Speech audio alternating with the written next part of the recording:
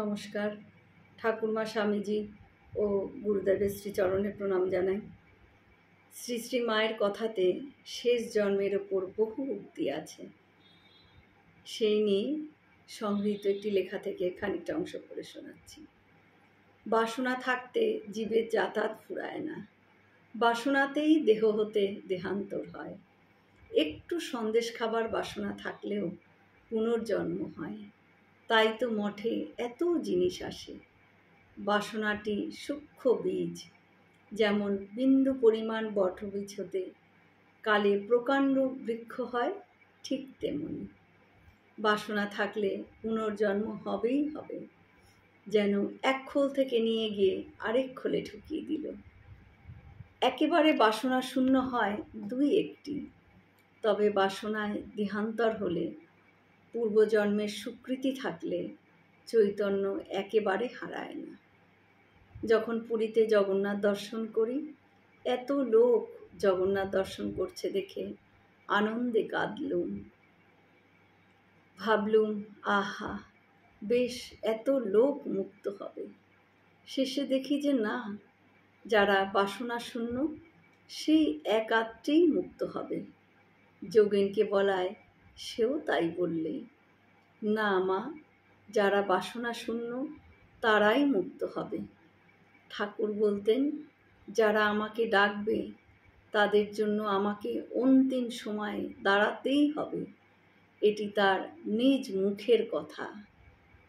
জৈনিক ত্যাগী ভক্ত শ্রীমাকে জিজ্ঞাসা করেন, সবাই কি নির্বাসনা হতে পারে?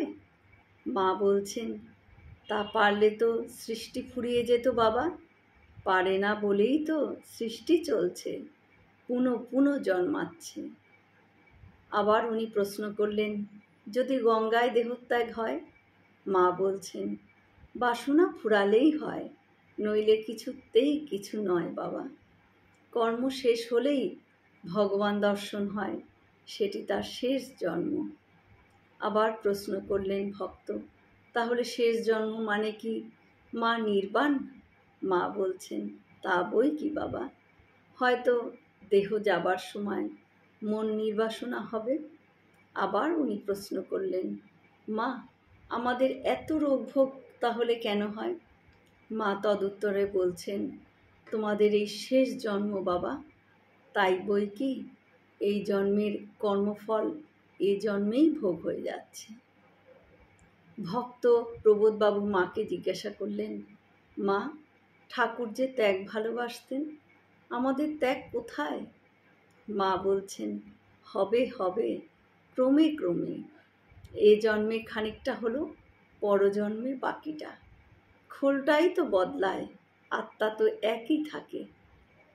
ভগবানের ওপর নির্ভর করে, বিশ্বাস করে যে পড়ে থাকে বাবা, এইটি তাদের সাধন। ঠাকুর বলতেন যে এখানে যারা আসবে তাদের শেষ জন্ম। জয় শ্রী রামকৃষ্ণ।